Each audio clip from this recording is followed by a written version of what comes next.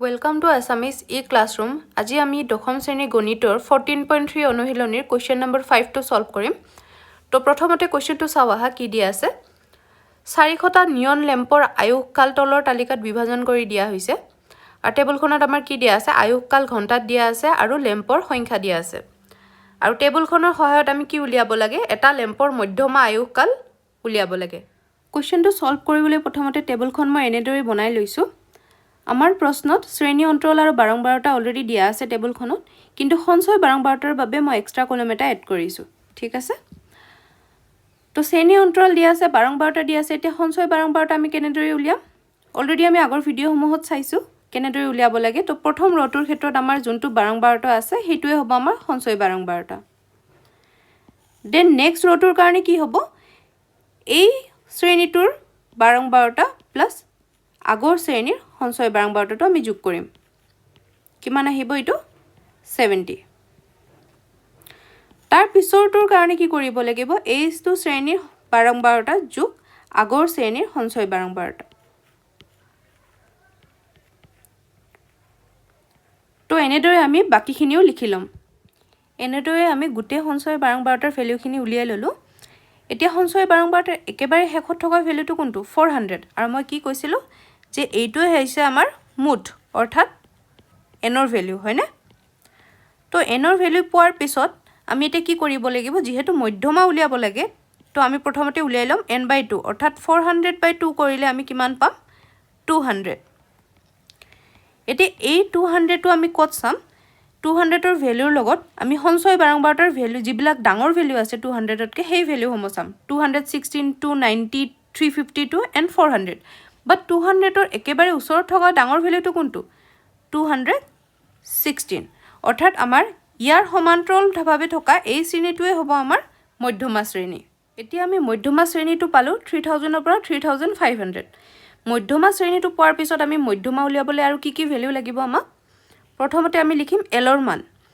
l অৰ্থাৎ মধ্যমা শ্ৰেণীৰ যোনটো নিম্ন সীমা হেতু হৈছে l ৰ মান l = 3000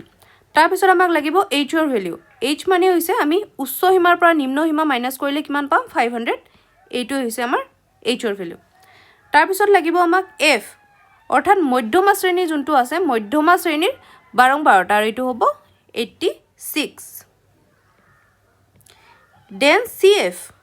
হৈছে মধ্যমা শ্ৰেণীৰ আগৰ শ্ৰেণীৰ সঞ্চয় বাৰংবাৰতা তো মধ্যমা শ্ৰেণীৰ আগৰ শ্ৰেণীৰ সঞ্চয় বাৰংবাৰতা কিমান হ'ব 130 এতিয়া আমি এই ভ্যালুজখিনি পোৱাৰ পিছত আমি মধ্যমাৰ যোনটো ফৰ্মুলা আছে তাত ভ্যালুখিনি বহুৱাই দিম তো মধ্যমা ইকুৱেল টু কিমান হয় ফৰ্মুলাটো মধ্যমা equal to l plus n/2 minus cf divided by f into h এতিয়া আমি যিমানখিনি ভ্যালু আমি পাইছো সেই ভ্যালুজখিনি ইয়াতে বহুৱাই দিম l হৈছে 3000 plus n আমি পাইছিলো n/2 কৰোতে কিমান পাইছিলো 200 minus cf হৈছে 130 f equal to 86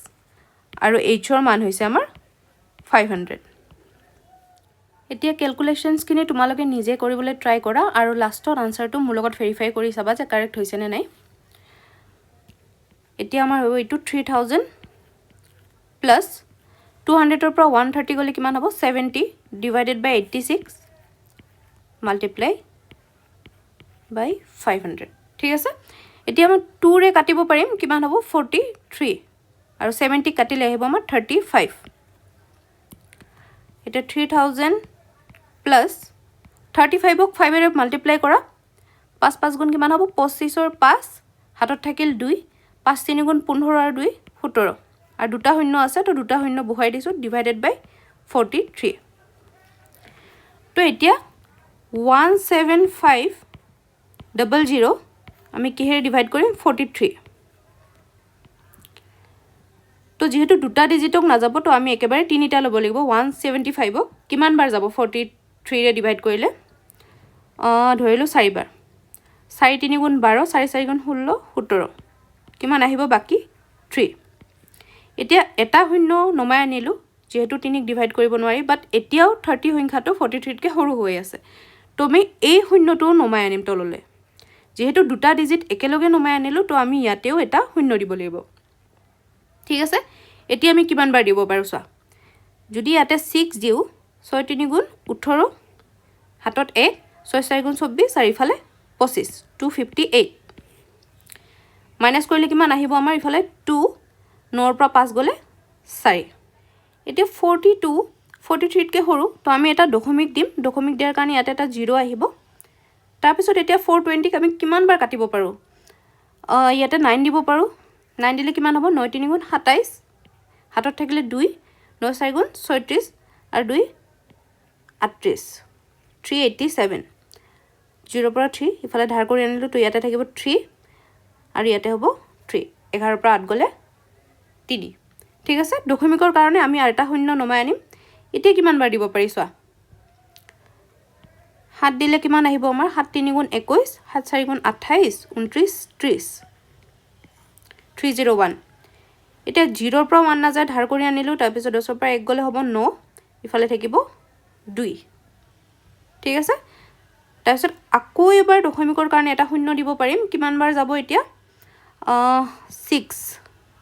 6 3 গুণ 18 6 4 গুণ 24 25 তো বাকি থাকিব আমাৰ ইফালে 32 দশমিকৰ পিছত সদায় তিনিটা ডিজিট উলাব ট্ৰাই কৰিবা কাৰণ আমি এনে লিখিম দুটাই বাট এতিয়া এই সংখ্যাটো যদি 5 বা 5তকৈ বেছি হয় তেতিয়া আমি ইয়াতে 0.97 নেলিখি কি লিখিব লাগিব 0.98 তো সেই কাৰণে তিনি ঘৰলৈকে উলিয়াই লবা কিন্তু আমি ফাইনাল আনসাৰটো দশমিকৰ পিছত দুটা ঘৰ ৰাখিবলৈ যত্ন কৰিম ঠিক আছে তো এতিয়া লিখা এটো কিমান হ'ব 406.98 যোগ কৰিলে কিমান আহিব 3406.98 তো আমাৰ প্ৰশ্নটোত আছিল যে এটা লেম্পৰ মধ্যমা আয়ুসকাল উলিয়াব লাগে তো আমাৰ মধ্যমা এইটো হ'ল মধ্যমা লাষ্টত তোমালকে লিখি দিবা যে এটা লেম্পৰ মধ্যমা আয়ুসকাল এটো যেহেতু ঘন্টাত আছিল তো আমি ইয়াতে লিখি দিম ইমান ঘন্টা ঠিক আছে তো নেক্সট ভিডিওত আমি বাকি কোৱেশ্চন সমূহ সলভ কৰিবলৈ যত্ন কৰিম আজিলৈ সামৰিছো ধন্যবাদ